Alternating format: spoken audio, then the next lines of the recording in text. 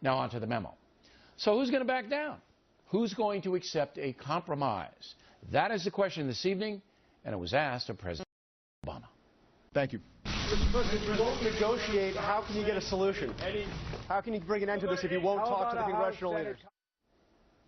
Now, Mr. Obama didn't answer the question. As you saw, I walked away from ABC News correspondent Jonathan Karl.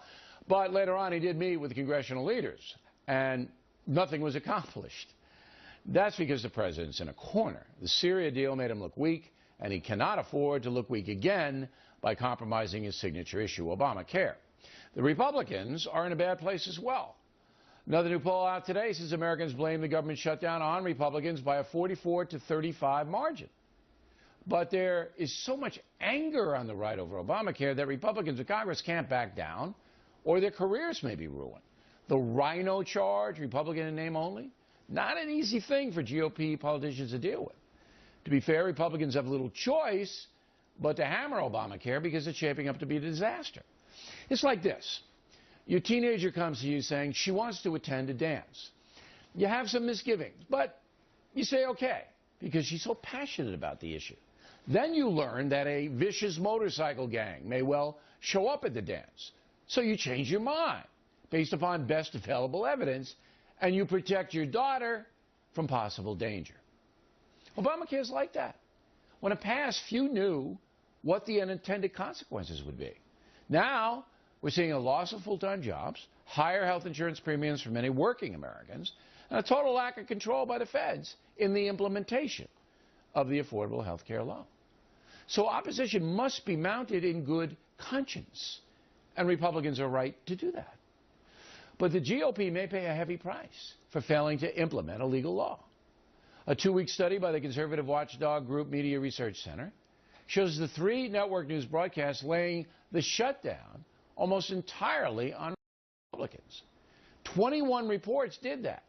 0 blame the Democrats. Just 4 blame both parties. Now, that kind of one-sided news coverage skews public opinion and emboldens people like Senator Harry Reid. You all talked about children with cancer unable to go to clinical trials. The House is presumably going to pass a bill that funds at least the NIH. Given what you said, will you at least pass that? What right do they have to pick and choose what part of government is going to be funded? It's obvious what's going on here. You talk about reckless and irresponsible. Wow. What this is all about is Obamacare. But if you can help one child who has cancer, why wouldn't you do it? Why would we want to do that? I have 1,100 people at Nellis Air Force Base that are sitting home.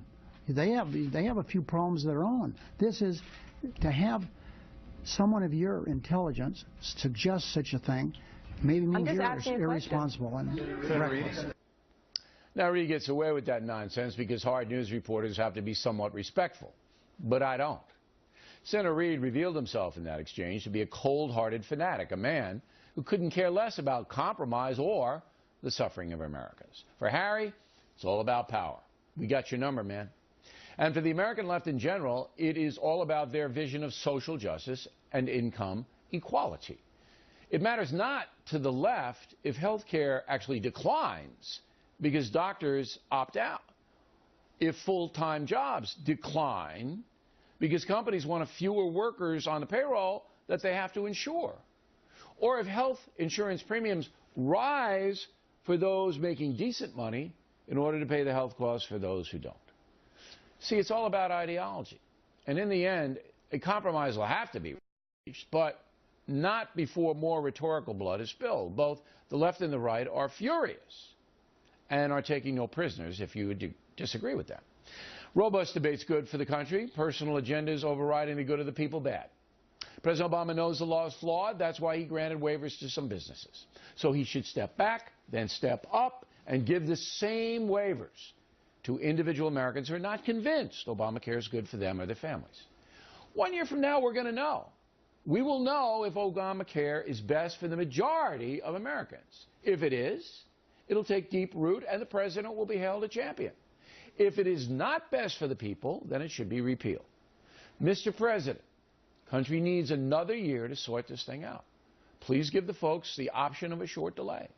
Those who want Obamacare now should have it. Those who don't should be granted a temporary reprieve. That's fair.